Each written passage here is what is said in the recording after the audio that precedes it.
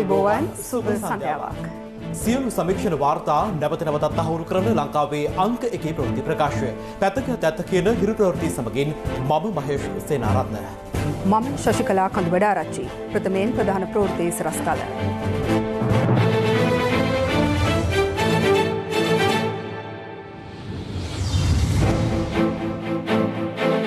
කඳුළු පාස්කුවට වසර 2යි.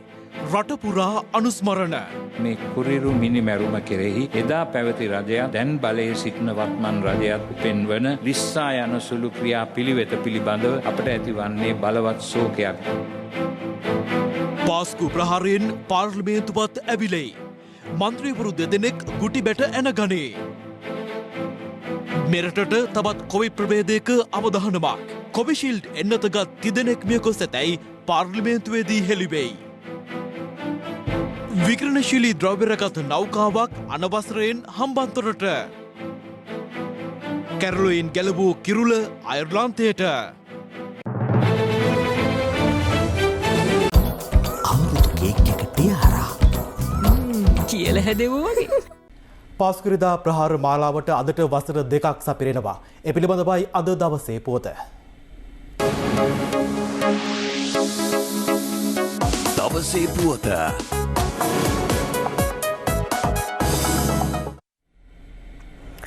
2019 වසරේ අදවැනි දිනක සිදු වූ පාස්කු ඉරිදා ප්‍රහාර මාලාවට අදට වසර 2ක් සපිරෙනවා.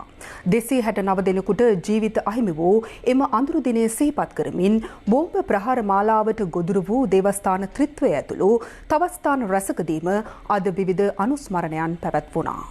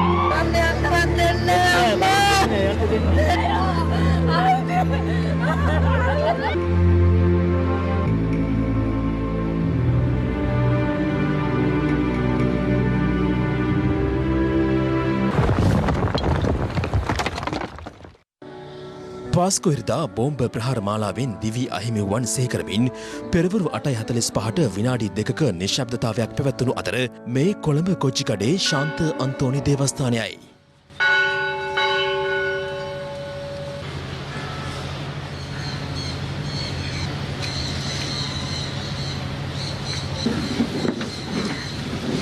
දිවි අහිමි වන් සේකර කොළඹ කොච්චිකඩේ ශාන්ත අන්තෝනි දේවස්ථානයේදී අග්‍රත්ගුරු අතියුතු මැල්කම් කාදිනල් රංජිත් හිමිපාණන්ගේ ප්‍රධානත්වයෙන් පැවති සර්ව ආගමික වැඩසටහනට මහා සංඝරත්නය අන්‍යාගමික පූජකයින් මෙන්ම ශ්‍රී ලංකාවේ වතිකාන තානාපතිවරයා ඇතුළු පිරිසක් එක්ව සිටියා.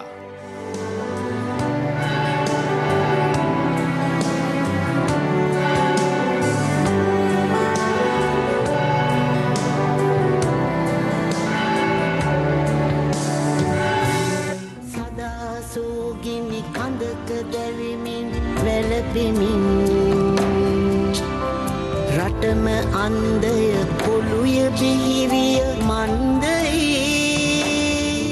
මේ ජහරාන් කවුද? ඉස්ලාම් ලේබලේ දාගෙන ඉවිල්ලා ඉස්ලාම් ආගමට විරුද්ධව මෙවැනි මිලිච්ච ප්‍රහාරයක් එල්ල කරා. ජහරාන් ඇතුළු එම මිලිච්ච ප්‍රහාරයක් සම්බන්ධක සියලු දෙනාගේම මිනියවත් මුස්ලිම් පල්ලිය ඇතුළ හෝ මුස්ලිම් සුසාන භූමිය ඇතුළ අපි ගත්තනේ. ඒගොල්ලෝ ප්‍රතික්ෂේප කරා. හමුදාවට බාර දුන්නා ඕන තැනට ගිහලා ඒක මුදට දාන්න කොහෙන් හරි කියලා වල්ලා ඒගොල්ලෝ අයිතියච්ච භක්තිකයෝ මුස්ලිම් ජනතාව නෙවෙයි. අපේ කාදිනල් හිමිපාණන්ට මුස්ලිම් ප්‍රජාව සෙමදා ණයගති අන්තවාදී කණ්ඩායම් තහනම් කරාට උන්ගේ ප්‍රතිරූපය වෙනත් රූප වලින් එළියට එන්න ඉඩ කර තියෙනවා. එම නිසා මුස්ලිම් ප්‍රජාවගෙන් අපි ඉල්ලා සිටින එවැනි විදියට තහනම් කරපු කණ්ඩායම තවත් ක්‍රියාවලින් ක්‍රියාත්මක කරනවා නම් උන්ගේ මෙම අන්තවාදී ක්‍රියාව වහාම දෙන්වත් කරන පොලිසියට කියන ආගමික නායකයන් අපි ඔක්කොම එකතු වෙමු. ලෝකයේ සිටින සියලුම මුස්ලිම් ප්‍රජාව වෙනුවෙන් අධිඋතුම් කාදිනල් හිමිපාණන්ට මාගේ හෘදයාංගම ගෞරවය මේ අවස්ථාවේදී මා පුද කරනවා.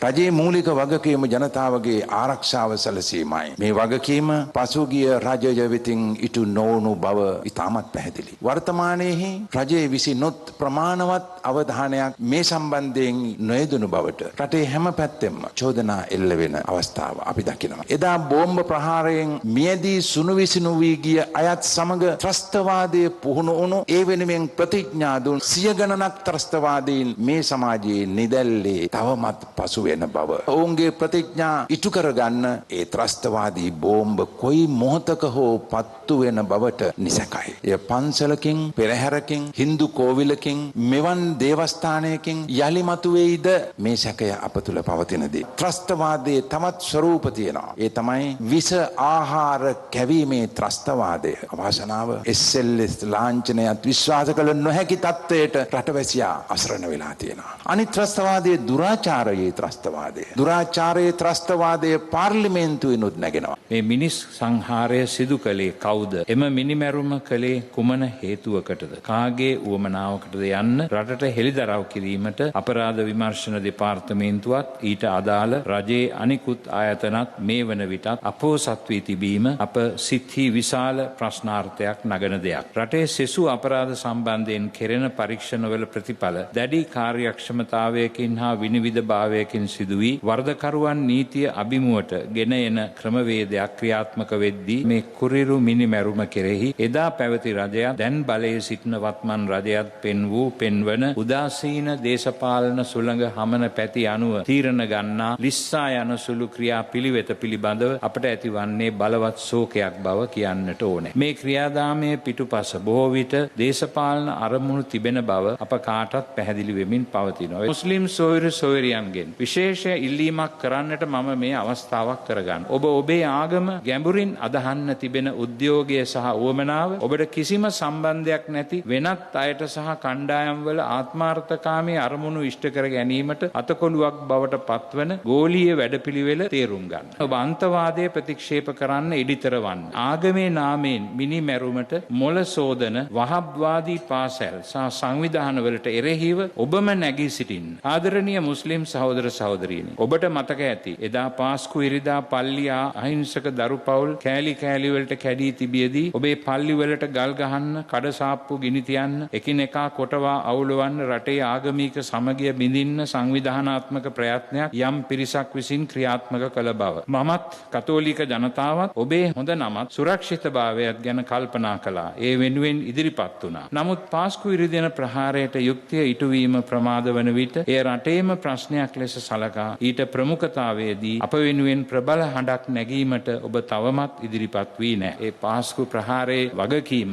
හොයන්න කියලා තදින්ම ඔබ අපත් සමග එකතු වුණා නම් මෙය හුඟක් දුරට විසඳා ගන්නට තිබුණු දෙයක්. පාස්කු ප්‍රහාරය සම්බන්ධයෙන් ජනාධිපති කොමිසමේ වාර්තාව ඇති අදාළ නිර්දේශ වහාම ක්‍රියාත්මක කිරීමට, එහි අඩංගු අන්තවාදය තුරන් කිරීමට, අදාළ නිර්දේශ සහ වහබ්වාදය ප්‍රකට කරන පාසැල් හා සංවිධාන ආදිය තහනම් කිරීමට පියවර ගත යුතු බව අවධාරණය කරමු. පාස්කු ඉරිදා සම්බන්ධයෙන් මෑතකදී පැවති පාර්ලිමේන්තු විවාදවලදී මතු සහ මතු කරනු ලබන කරුණු සහ ප්‍රශ්න කෙරෙහි අපගේ අවධානය යොමු වී තිබේ. මෙම විවාදවලදී නැගූ ඇතැම් ප්‍රශ්න හරහා විශේෂයෙන් මෙම පාස්කු දින ප්‍රහාරයේ සත්‍ය සම්බන්ධයෙන් එහිදී ඇති වූ විවාදයේදී රාජ්‍ය යාන්ත්‍රණය තුළ ඉහළම තනතුරු දරන අය සම්බන්ධයෙන් මතභේදයට තුඩු දෙන කරුණු පැන නැගී ඇති බැවින් එම පුද්ගලයන් හා කාරණා සම්බන්ධයෙන් නැගූ ප්‍රශ්නවලට පිළිතුරු බලාපොරොත්තු වන බව අපි ප්‍රකාශ කරමු. අනතුරුව බෝම්බ ප්‍රහාරයෙන් දිවි අහිමි වූවන් සීකරමින්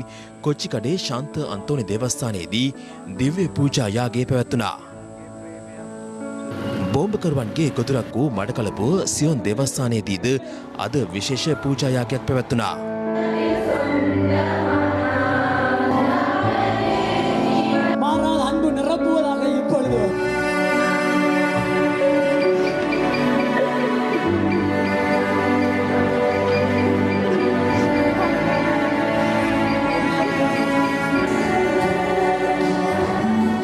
පාස්කුවරදින බෝම්බ ප්‍රහාරමාලාවේ තවත් ඉලක්කයක් වූ කඩුවපිටිය ශාන්ත සෙබස්තියන් දේවස්ථානයේදීද ප්‍රහාරයෙන් දිවි අහිමි වූවන් සිහිපත් කෙරුණා. දේවස්ථානයට ඇතුළු වන ස්ථානයේ තොරණ ඉදිකර තිබුණේ එම දේවස්ථානයට එල්ල වූ බෝම්බ ප්‍රහාරයේදී මියගිය පිරිසගේ ඡායාරූප යොදා ගනිමින් වීම විශේෂත්වයක්.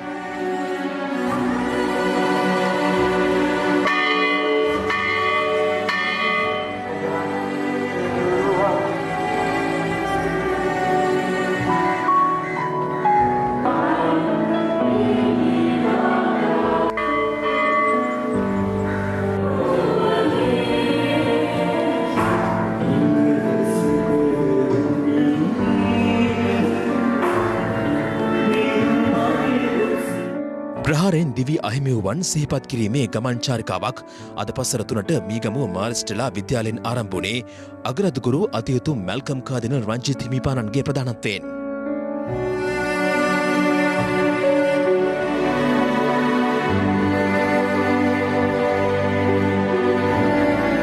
කාදිනල් හිමිපාණන් රදගුරු හිමිවරුන් සමග කටුවාපිටිය දේවස්ථානයේදී දිවි අහිමි වූවන් මෙහෙදන් කළ සෙල්ලකන්ද හා ඩේවිඩ් වත්ත සුසාන භූමි වෙතද පැමිණියා.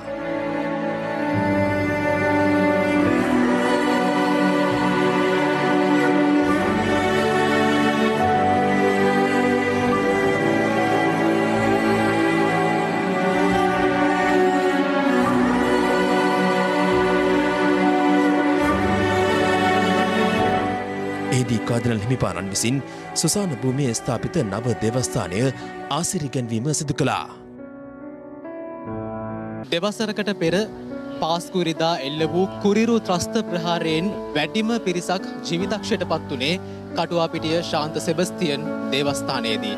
එලෙස ජීවිතක්ෂයට පත් වූ 115 දෙනාත් දිවයිනේ විවිධ ප්‍රදේශවලදී බෝම්බ ප්‍රහාරයන්ට ලක් වී ජීවිතක්ෂයට පත් වූ ආරක්ෂක අංශ නිලධාරීන් ඇතුළු 269 දෙනා සිහිපත් කරමින් කටුවාපිටිය ශාන්ත සෙබස්තියන් දේවස්ථානයේදී විශේෂ දේවයාගයක් සංවිධානය කෙරෙනවා. ප්‍රහාරයෙන් දිවි අහිමි වූවන් සිහිකරමින් කටුවාපිටිය ශාන්ත සෙබස්තියන් දේවස්ථානයේදී දිව්‍ය පූජා යාගය ආරම්භ වුණේ ඉන් අනතුරුවයි. දෙවියන් වහන්සේට යාඥා කරන මෙන් අවනත වෙලා සිටිමි.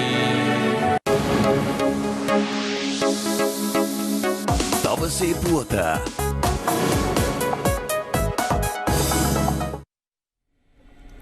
පාස්කු ප්‍රහාර මාලාව අතිශයින් බිහිසුණු මෙන්ම වේදනාකාරී අත්දැකීමක් බවට පත් වූ බොහෝ දෙනෙක් අදට ජීවිතය විඳවමින් සිටිනවා. ඔවුන්ගේ වේදනාව බෙදා හදා ගැනීමේ අරමුණින් හිරු ප්‍රවෘත්ති සිද්ධියට මුහුණ දුන් කිහිප දෙනෙකු සොයා ගියා. පල්ලියට මම පූජාවට ගියා. ගිහලා පූජාව ඉවර වෙලා ඊට පස්සේ තියෙන හේවදී ආගෙන හිටියා. එතකොට තමයි එකපාරට සද්දයක් ආවේ. ඒ සද්දෙත් එක්ක මාව ඉස්සරහට විශ්වයට වැටුණා. මීට දෙවසරකට පෙර පාස්කු ඉරිදාවේ කටුවපිටිය දේවස්ථානයේදී දෙවියන් යදිමින් සිටියේදී අත්විඳි අමිහිරි මතකයයි ඇය එලෙස සිහිපත් කළේ. එතැන් පටන් තවමත් ඇය කල්ගෙවන්නේ ගිලන් ඇඳක් මතයි. එදා අප්‍රේල් 21 ගෙදරින් ගියාට පස්සේ මෙතන ගෙදරට ආවේ ඔක්තෝබර් 21. එදා ඉඳලා ඉතින් අද වෙනකම්ම මේ විදිහෙන් තමයි ජීවත් වෙන්නේ. මෙල්ලෙන් ඉහළ චුට්ට පණ තියෙනවා. අනිත් කිසිම තැනක පණක් නැහැ. ඇඟිල්ලක්වත් උස්සන්න කරන්නවත් මොකුත් බෑ. සම්පූර්ණ ශරීරෙම මට තියෙනවද නැද්ද කියලා තේරෙන්නේ. ඇයගේ ශාරීරික සහ මානසික වේදනාවන්ට සහනයක් වෙමින් නිහඬව ඇය අසල සිටින්නේ ඇගේ ස්වාමි පුරුෂයයි. රුම්නාව ඩීකම්ප්‍රෙස් කරලා තියෙන්නේ. මූනිසනුත් කීපයක්ම තිබිලා අරන් දැම්ම සරින් සැරේට. ඉතින් කිව්වේ සනීප කරන්න නැගිටිනවා කියලා හිතන්න බෑ කියලා. මියගේ අය වෙනුවෙන්වත් අපි වගේ ආබාධිත වෙලා ඉන්න අය වෙනුවෙන්වත් හරියටම සාධාරණයක් ඉෂ්ට වුණේ නැහැ. ආයෙත් දෙයක් නැවත සිදු නොවෙන්න තැනකට ක්‍රියා කරන්න පුළුවන් කමක් ඇති වෙනවා. අදිතාලමක් වැටෙනවා. මේ සිද්ධිය සාධාරණව ඉෂ්ට වුණොත්. මේ පාස්කු ප්‍රහාරයේ නොමිනිස්කමට තවත් උදාහරණයක්. යක්ෂයාගේ හෝරාව උදාවෙද්දී ඒ කිසිවක් නොදැන සිය දරු පවුල සමග දේවස්ථානයට පැමිණි තිරිනා හර්ෂණී යළි නිවසට ගියේ වසරකුත් මාස 2කට සහ දින 2කට පසුවයි. ඒ පාස්කු ප්‍රහාරයෙන් තුවාල ලබා රෝහලින් නිවසට ආ අවසන් තැනැත්තිය ලෙසයි. අද දැන් අවුරුදු 2ක් සම්පූර්ණ වෙන්න එද්දි තාම මේකට නිසි පියවර අරන් නැහැ. කාදනලුන් වහන්සේ ගොඩක් උත්සාහ කරනවා අපි වෙනුවෙන් සාධාරණීෂ්ඨ කරන්න. දුක සිදුවෙච්ච අය පමණයි දන්නේ. අනිත් අයට ඒ ගැන කිසිම තේරුමක් නැහැ. මගේ දරුවෝ 3 දෙනාගෙන් එක දරුවෙකුත් මට නැති වුණා. ඒ දරා ගැනීම තියාගෙන තමයි ඉල්ලන්නේ. දැන්වත් අපිට සාධාරණයක් ඉෂ්ට කරලා දෙන්න.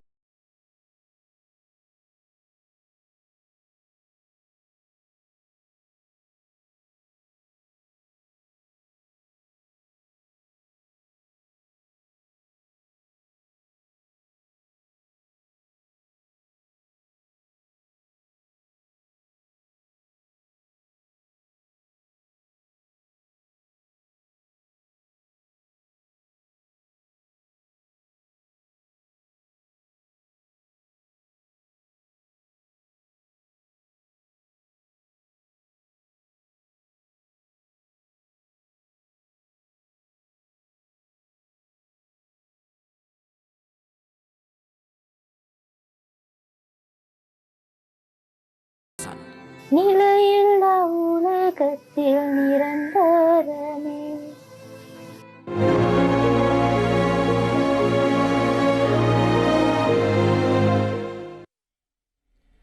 පාස්කු ප්‍රහාරයට වගකිව යුතු සියලු දෙනා නීති හමුවට ගැනීමට කටයුතු කරන බව අග්‍රාමාත්‍ය මහින්ද රාජපක්ෂ මහතා අද පාර්ලිමේන්තුවේදී ප්‍රකාශ කළා. විශේෂ ප්‍රකාශයක් කරමින් අග්‍රාමාත්‍යවරයා පැවසුවේ එම ප්‍රහාරයට වගකිව යුතු පාර්ශව වර්තමානයේදීත් විවිධ අසත්‍ය සමාජගත කරමින් විමර්ශනවලට බලපෑම් කරන බවයි.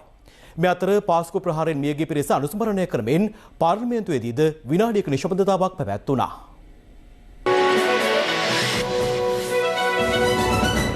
පාර්ලිමේන්තු රැස්වීම ආරම්භ කරන අවස්ථාවේදී ආණ්ඩුපක්ෂයේ මන්ත්‍රීවරුන් සිය අත්වල කළුපටි පැළඳ සභාවට පැමිණ සිටියේ පාස්කු ප්‍රහාරයට විරෝධය පළ කරමින්. සභාවේ අවසරය ඇතුව අග්‍රාමාත්‍යවරයාගේ විශේෂ ප්‍රකාශය. පාස්කු කොමිසම මගින් එළිදරව් කරගත් තොරතුරු අනුව සකස් කළ වාර්තාව අනිකුත් ලේඛන පදනම් කරගෙන නීතිමය ක්‍රියාමාර්ග ගැනීමට මේ වන විටත් කරු නීතිපතිතුමා වෙත යොමු කර තිබෙනවා. අධිකරණ ක්‍රියාමාර්ග කෙරෙහි අපි මැදිහත් වීමට කටයුතු නොකරත් එම ක්‍රියාමාර්ග සාර්ථක කර ගැනීමට අවශ්‍ය ඕනෑම සහායක් ලබා දීමට රජය කැටියට සූදානම් බව කියන්න කැමැතියි. පසුගිය රජය විසින් සිදු කළ අපරාධී නොසලකා හැරීම මගහැරීම සහ ජාතික ආරක්ෂාව සහ තමන් දේශපාලන කටයුතු පටලවා ගැනීමෙන් අවසානයේදී වන්දි ගෙවීමට සිදු වුණේ අහිංසක ජනතාවට. අදත් එම ප්‍රහාරයට වගකිව යුතු කොට්ටාස් විවිධ බොරු සමාජගත කරමින් විමර්ශන වලට බලපෑම් කරමින් සමාජ අවධානය වෙනත් දිශාවට යොමු කිරීමට කටයුතු කරමින් සිටිනවා. මෙම කුරිරු ප්‍රහාරයේ වගකිව යුතු සියලු දෙනාම නීතිය අමුට ගෙනෙන්නත් අප කටයුතු කරන බවට අවසාන වශයෙන් කියන්න කැමැතියි. මම බලාපොරොත්තු වෙන කතානායකතුමනි යෝජනා කරන විනාඩියක නිශ්චිතතාවයක්.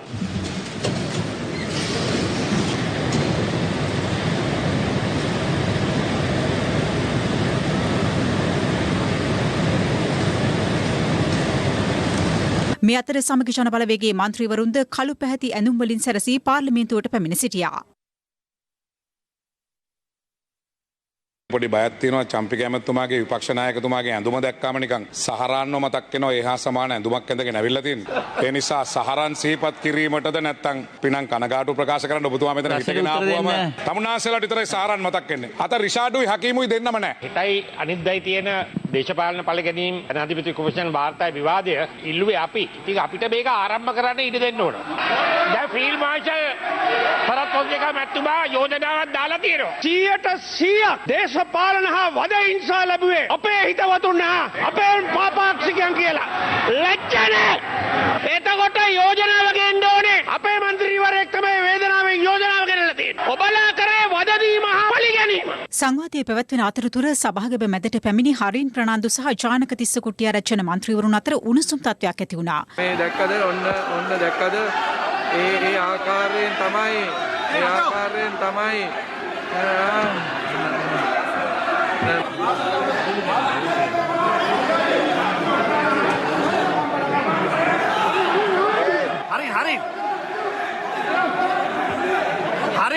හරි ඔයා ඉන්නකෝ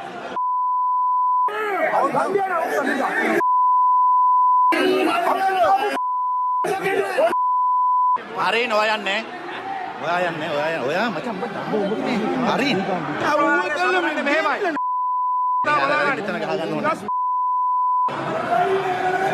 අනේ බලපො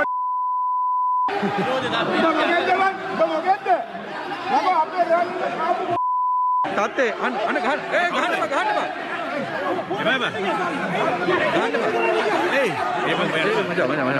ආණ්ඩු පක්ෂයේ මන්ත්‍රීවරුන් විරෝධය පළ කළේ විරෝධතා පූර්වද අතතිවයි.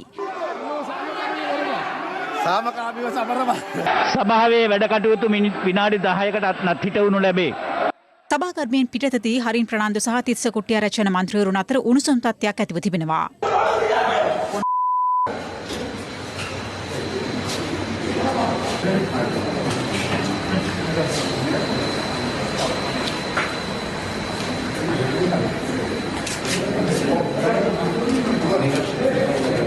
මංගන්නේ ඔබතුමාලා පාර්ලිමේන්තු මන්ත්‍රීවරු විදියට පාස්කෘතික ප්‍රහාරය සම්බන්ධයෙන් මුළු රටම කනස්සල්ලයකට පත් වෙලා ඉන්න දවසක කොහොමද හැසිරෙන්නේ? දැන් කරේ කවුද කියලා ඔබ දන්නවනම් ගිහලා පොලිසිය පැමිණිලා දාන්න මන්ත්‍රීතුමා. අවුරුදු එකමාරක් මේ ආණ්ඩුව පොල් ගෑවද ඔක අල්ලන්නේ නැතුව. හරි ඒක ප්‍රශ්නයක් නෑ.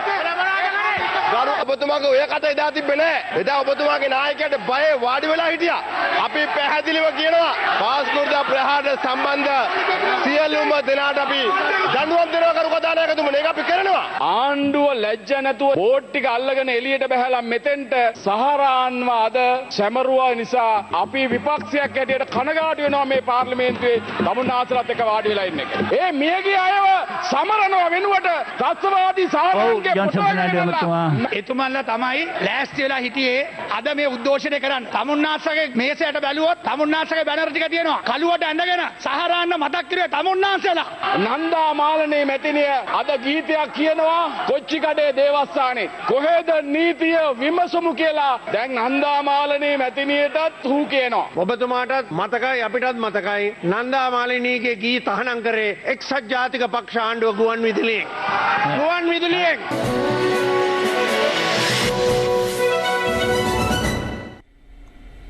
පාස්කු ප්‍රහාරයේ මහා මොලකරුවන් සම්බන්ධයෙන් තොරතුරු දන්නා බවට හරින් ප්‍රනාන්දු සහ මනෝෂ නානාකාර යන මන්ත්‍රීවරුන් පාර්ලිමේන්තුවේ සිදු කළ ප්‍රකාශයන් පිළිබඳව පරීක්ෂණයක් සිදු කරන්නෑ ඉල්ලා ශ්‍රී ලංකා පොදුජන පෙරමුණේ පසුපෙළ මන්ත්‍රීවරුන් අපරාධ පරීක්ෂණ දෙපාර්තමේන්තුවට අද පැමිණිල්ලක් ඉදිරිපත් කරා. මේ අතර තවත් පාර්ශව කිහිපයක්ද හරින් ප්‍රනාන්දු මන්ත්‍රීවරයාට එරෙහිව අද එම දෙපාර්තමේන්තුවට පැමිණිලි ඉදිරිපත් කළා.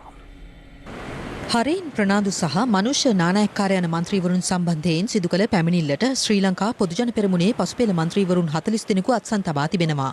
හරින් ප්‍රනාන්දු මන්ත්‍රීතුමත් මනුෂ්‍ය නානායක්කාරගේ මන්ත්‍රීතුමත් දිගින් දිගටම කියනවා පාස්කු අපරාධය සම්බන්ධව කවුරුත්ම දන්නේ නැති ගොඩක් දේවල් එතුමන්ලා දෙපළ දන්නවලු. එහෙනම් ඒ අය දන්නා දේ නීති හමුවේ ප්‍රකාශ කළ යුතුයි. මොකද අපරාධ තොරතුරක් යමෙකු දන්නේ නම් ඒ නීති හමුවේ අනාවරණය කරන්න මේ රටේ සියලු ප්‍රවේශයන්ට නෛතික බැඳීමක් තියෙනවා. එහෙම නැතුව ඒ අය පාර්ලිමේන්තු වරප්‍රසාද වලට මුවා වෙලා කිසියම් දේශපාලන වාසියක් ගන්න නම් මේ බොරුව කියන්නේ අපි ඒකත් බලා ගන්නම්. අපි ඊයේ දිනේදීත් ඉල්ලීමක් කරා හරින් ප්‍රනාන්දු මන්ත්‍රීතුමාගෙනුත් මනෝෂ නානායක්කාර මන්ත්‍රීතුමාගෙනුත් මේ පිළිබඳව කරුණා කරලා ඇවිල්ලා පොලිසියට පැමිණිලි කරන්න. හැබැයි එහෙම සිද්ධියක් වෙන බවක් අපිට තේරෙන්නේ නැහැ, දැනෙන්නේ නැහැ. ඒ නිසා තමයි අපි ඒ සම්බන්ධයෙන් ඇවිල්ලා පැමිණිල්ලක් ඉදිරිපත් කරේ. පාර්ලිමේන්තු වරප්‍රසාද වලට මුවා වෙලා රටේ ආරක්ෂාව සහ මේ වින්දිතයන්ට ආරක්ෂාව දීමේ හැකියාවක් පාර්ලිමේන්තු මන්ත්‍රීවරුන් වෙන විදියට අපිට නැහැ. මේ අතර සිංහලයේ ජාතික සංවිධානයේද හරින් ප්‍රනාන්දු මන්ත්‍රීවරයාට එරෙහිව අපරාධ පරීක්ෂණ දෙපාර්තමේන්තුවට පැමිණිල්ලක් ඉදිරිපත් කළා. හරින් ප්‍රනාන්දු මහතා බොහොම උජාරුවට කෑ ගහගෙන අර භූමි තෙල් ගහපු ගැරන්ඩියා වගේ දඟල පාර්ලිමේන්තුව ඇතුළ තුල කියනවා මම මේ පාස්කු ප්‍රහාරය සිදු කරපු ඒ අපරාධකරුවන් සම්බන්ධව දන්නවා කියලා. එතකොට හරින් ප්‍රනාන්දුට එනම් වගකීමක් තිබ්බා අප්‍රේල් 4 වෙනිදා ලැබුණු තොරතුර මෙන්න මෙවැනි තොරතුරක් ලැබිලා තියෙනවා රටේ ජනතාව අවධානයෙන් ඉන්න කියලා අදාළ ආරක්ෂක අංශ වලට දැනුවත් කරලා ඒව ක්‍රියාත්මක කරන්න.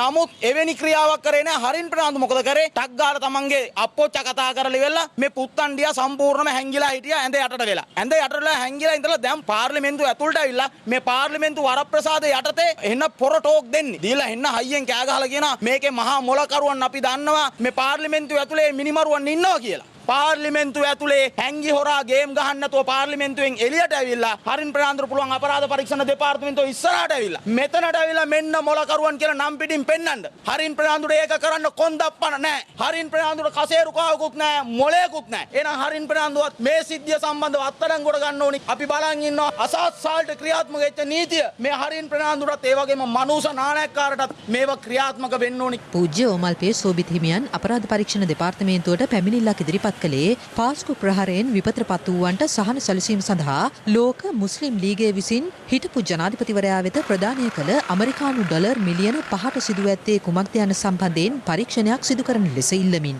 අද දවස වන විට පාස්කු ඉරිදා ප්‍රහාරයට අවුරුදු 2ක් සම්පූර්ණ වෙනවා. මේ අවස්ථාවේ ලෝක මුස්ලිම් ලීගයේ සභාපතිවරයා වන මොහමඩ් බින් අබ්දුල්ලා මුදල් ප්‍රදානයක් කළා එවකට හිටපු මෛත්‍රීපාල සිරිසේන මහත්මයා. ඇමරිකානු ඩොලර් මිලියන 5 ශ්‍රී ලංකා රුපියල් බිලියන 1 මේසා විශාල මුදලක් හිටපු ජනාධිපතිතුමාට පරිත්‍යාග කළා කියලා ඒ වෙලාවේ මාධ්‍යයෙන් පළ වුණා. ඒ සිදුවීම අවස්ථාවට මා සහභාගී වුණා. මේක මහජනතාව වෙනුවෙන් ලැබුණු මහා ප්‍රතිලාභයක්. මේ බිලියනයක සල්ලි කොහෙද ගියේ, කොතන හොරකම් කළාද, කවුද මේක කළේ කියන එක අර බෝම්බ ප්‍රහාරය වගේම බරපතල වරදක් නේ. එනිසා අපි මාධ්‍ය සොහොයුරන්ගෙන් ඉල්ලනවා කරුණා කරලා මේක රැලි වලින් යට කරන්නේ නැතුව මේ ප්‍රශ්නේ දිගටම අරගෙන යන්න. ආයුෂ සපිරේ සුප අලුත් අවුරුද්දක් වේවා. ලීව ආයුෂ්. විෂ බීජ වලින් ආරක්ෂාවක්, සමට සුමුදු සත්කාරයක්. නව පෑස් නැචරල්ස්.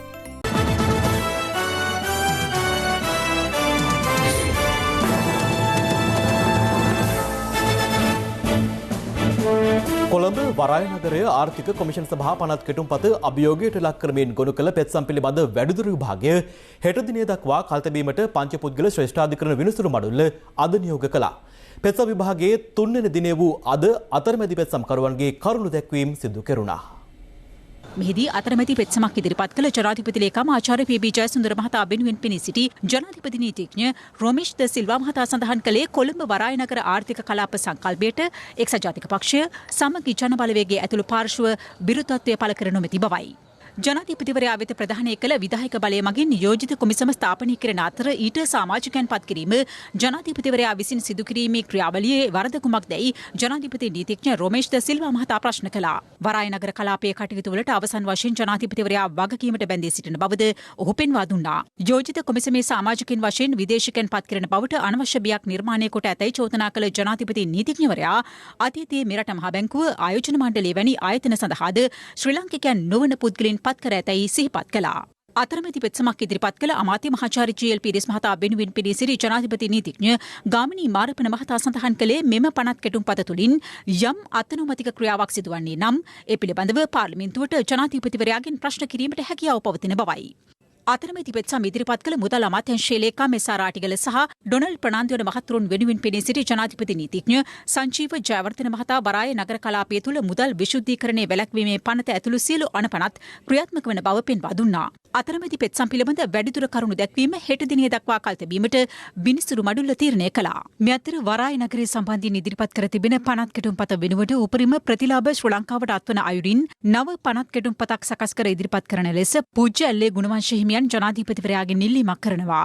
නිවේදනයක් නිකුත් කරමින් උන්වහන්සේ අවධාරණය කරන්නේ ව්‍යාපෘතිය හෙලා දැකීමක් නොකරන අතර නව පනත් කෙටුම්පත සකස් කිරීමේදී දේශහිතෛෂී උගතුන්ගේ සහභාගීත්වය ලබාගත යුතු බවයි. ඒ අනුව උන්වහන්සේ අදාළ කෙටුම්පතට සංශෝධන 11ක් යෝජනා කර තිබෙනවා. ඇක්ටිවේටඩ් චාකෝල් සමගින් දැන් ඉසුරි නැති ක්ලීන් හිසකට නව ක්ලියර්මෙන් ඩීප් ක්ලෙන්ස්.